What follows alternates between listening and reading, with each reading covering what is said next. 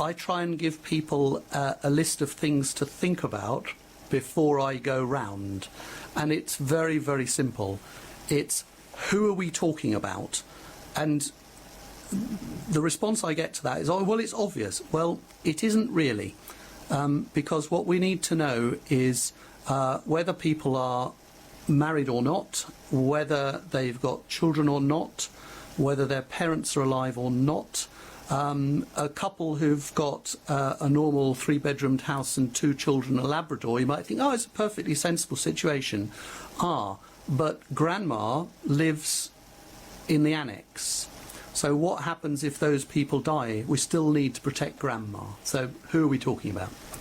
The second thing is, what are we talking about? So if we've got a very straightforward suburban house and 2 bank accounts, then that's very straightforward. But if we've got somebody who owns a suburban house, 2 bank accounts, and a place in Spain, and a Bermudan island, and some shares in Cadbury's, be nice. It'd be very nice to have a little Bermudan island. then we've got a different scenario that I need to get my head around.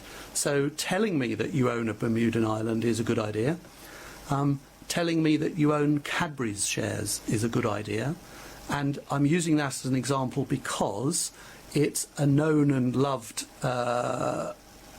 confectioner, which many people bought shares in a few years ago, or were given shares because they worked for the company.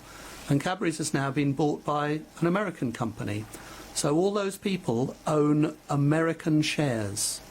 And the cost of sorting out those American shares after somebody dies at a low value, that most of them are, exceeds the value of the shares. And don't even start me on the hassle that's involved. So if you're a big investor in American shares and you've got thousands of pounds, well, you can afford to pay somebody to sort that out. But if you own £100 of Cadbury's shares, it's going to cost you £500 to sort it out after you died. Of course, it's not your problem, but you might want to save your executors that issue. And the third question I'm going to ask people, so we've asked them how the family fits together, what sort of assets we're talking about, and the third question is really the important one.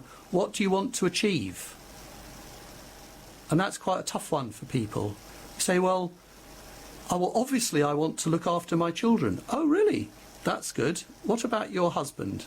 Oh, I'm not bothered about him. You know, that's the sort of answer I get. There's other people that I go and see and they say, I don't want to pay 1 penny to the government in tax. Okay, well, that's something they want to achieve. That's something they want to focus on. A bit difficult, that one. Yeah, you can't always have everything. Yeah, you can't always have everything, but there are some choices that people can sometimes make. You say, well, look, you are going to pay some inheritance tax, but normally people pay inheritance tax at 40%, as you know. If you give 10% of your estate to a charity, then first of all that money that you're giving to the charity is free of inheritance tax. And by the way, the remainder of your estate is only going to be charged at 36%.